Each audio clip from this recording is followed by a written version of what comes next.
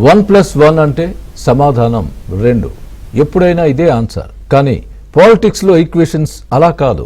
సమయానుకూలంగా సందర్భానుసారంగా పార్టీల వారీగా మారుతూ చేరుతూ ఊగిసలాడుతూ ఉంటాయి. మొన్నటిది రేపుండదు, నిన్నటిది ఎల్లుండికి నిలవదు. ఎవరు ఎటువైపు అయినా ఉండొచ్చు, ఎట్నుంచి ఇంకెటైనా మారొచ్చు. అన్సీజన్లో వాన వచ్చినట్లుగా వచ్చిన జూబ్లీ హిల్స్ ఎలక్షన్స్ పాలిటిక్స్ మాత్రం ఓ రేంజ్లో మోత మోగుతోంది. అప్పుడు ఉప్పు నిప్పు, ఇప్పుడు దోస్త్ మేరా దోస్త్ అంటూ పాడేసుకుంటున్నారు. 10 ఏళ్లు పవర్లో ఉన్న బీఆర్ఎస్ బీజేపీ హిల్స్కు చేసిన అభివృద్ధి ఏంటని జాయింట్గా నిగ్గదీస్తున్నాయి హస్తమన్ పతంగి పార్టీలు.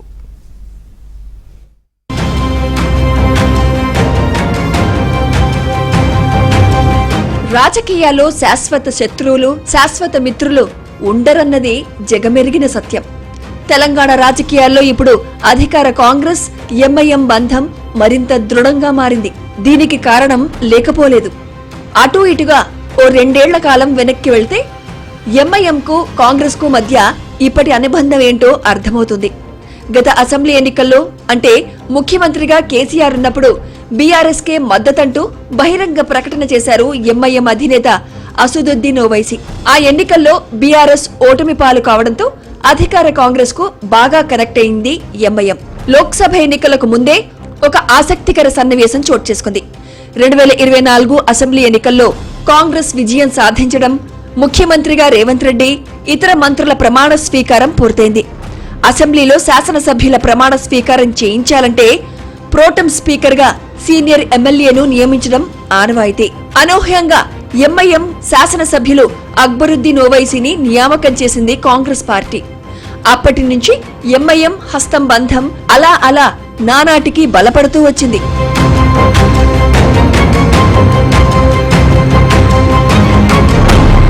ఇక ఇప్పుడు జూబ్లీహిల్స్ ఉప ఎన్నికల్లో కాంగ్రెస్ ఎంఐఎం అనుబంధం ఓపెన్ అయింది. బైపోల్లో తమ క్యాండిడేట్ ను నిలపడం లేదని ప్రకటించింది ఎంఐఎం. విశేషమేమిటంటే అధికార కాంగ్రెస్ అభ్యర్థిగా ప్రకటించబడ్డ నవీన్ కుమార్ యాదవ్ గత ఎన్నికల్లో ఎంఐఎం తరపున పోటీ చేశారు.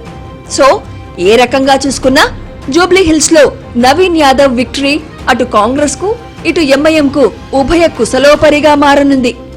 నామినేషన్ వేసే ముందు అసదుద్దీన్ ఓవైసీ ఆశీస్సులు తీసుకున్నారు నవీన్ కుమార్ యాదవ్. గత 10 ఏళ్లుగా తెలంగాణ పరిస్థితి అగమ్య గోచరంగా మారిందని, జూబ్లీహిల్స్ లో గెలిచి అన్ని వర్గాలను కలుపుకుని ముందుకు వెళ్లాలని నవీన్ యాదవ్ ను దీవించారు అసద్.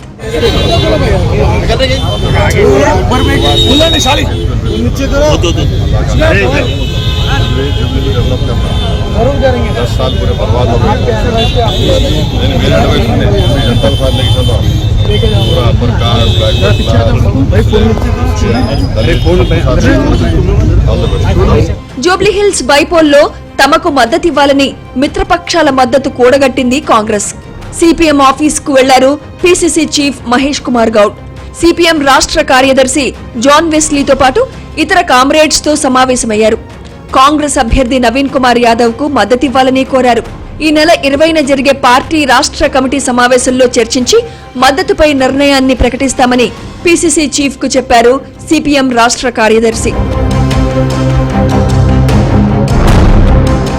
అప్పటికే ప్రచారం దూకుడు మీదున్న కాంగ్రెస్ పార్టీ అట్టహాసంగా 5,000 మందితో నామినేషన్ ర్యాలీ నిర్వహించింది. నవీన్ యాదవ్ నామినేషన్ కార్యక్రమానికి హైదరాబాద్ ఇన్ఛార్జ్ మంత్రి పొన్నం ప్రభాకర్, మరో మినిస్టర్ వివేక్ వెంకటస్వామి, ఎంఐఎం అధినేత అసదుద్దీన్ ఓవైసీ, నగర్ కాంగ్రెస్ నేతలు తరలివచ్చారు. అసెంబ్లీ ఎన్నికల్లో ఓడి ఎంపీ ఎన్నికల్లో 0కు పరిమితమై ఎమ్మెల్సీ అభ్యర్థిని కూడా నిలబెట్టలేని బీఆర్ఎస్ కంటోన్మెంట్ ఉప ఎన్నికల్లో కూడా ఓడిపోయిందంటూ గుక్క తిప్పుకోకుండా గతాన్ని తవ్విపోశారు మంత్రి పొన్నం. ఇప్పుడు జూబ్లీహిల్స్ లో కూడా కాంగ్రెస్ పార్టీ విజయం పక్కా అని ధీమా వ్యక్తం చేశారు. ప్రజల దృష్టిని మరల్చేందుకే ఓట్ చోరీ అని, ఇంకేదో అని దుష్ప్రచారం చేస్తోందని మండిపడ్డారు పొన్నం. నేను మా కేబినెట్ మొత్తం ముఖ్యమంత్రి గారు జూబ్లీహిల్స్ ఒక రోల్ మోడల్ గా అభివృద్ధి చేస్తాం, మాకు అవకాశం ఏమని కోరుతా ఉన్నాం. అదేవిధంగా ఈ జూబ్లీహిల్స్ నియోజకవర్గానికి సంబంధించిన విషయంలో అనేక అంశాలు ఎన్నికల సందర్భంగా మాట్లాడతాం.